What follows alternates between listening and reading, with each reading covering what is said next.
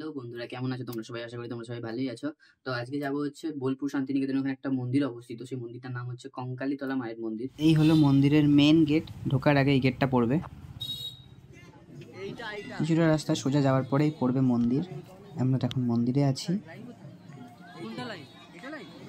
আর এই হলো মন্দিরের পরিবেশ। এখানে লেখা আছে, দেখতে পাচ্ছি, আই লাভ কঙ্কালীতলা, যেটা এখন ট্রেন্ডিং, সব জায়গাতেই এটা লেখা থাকে। আর পাশ দিয়ে বলে দিই, এটা হচ্ছে মন্দিরে পুজো দেওয়ার জন্য লাইন। তো আমরা এখন ডালা কিনে লাইনে দাঁড়িয়ে আছি পুজো দেওয়ার জন্য। এটা এত বড় লম্বা লাইন।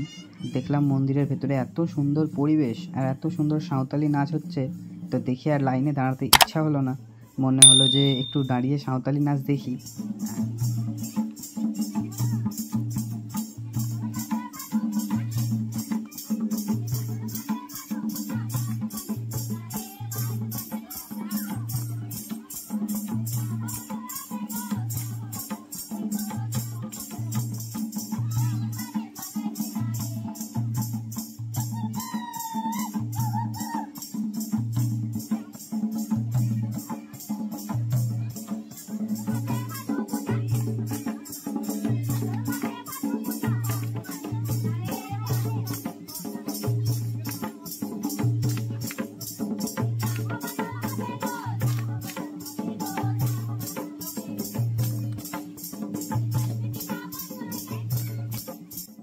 এখন যেটা দেখছি এটা হচ্ছে মনস্কামনা বৃক্ষ।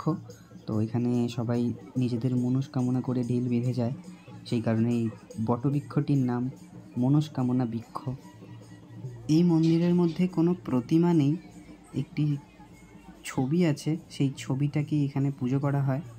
আর ছবির নিচে একটি বেদি আছে, সেই বেদিতে ব্রাহ্মণদের মুখে শুনলাম যে 108টা নরকঙ্কাল পোঁতা আছে। তো আগে ওটাই পুজো হতো, কিছুদিন আগে মন্দির ভালো করে করা হয়েছে। এখন যে কুণ্ডটি দেখছি, এই কুণ্ডের মধ্যে মা সীতামায়ের কোমরের যে অংশটি এখানে পতিত আছে, তো সেই কারণে এই কুণ্ডের জল কোনোদিন শুকনোও হয় না, আর যতই গরম পড়ুক না কেন জল গরম হয় না। এটা হলো সীতামায়ের 51টি পীঠের মধ্যে সবথেকে শেষ পীঠ, যেটা 51 পীঠ বা কঙ্কালীতলা নামে পরিচিত।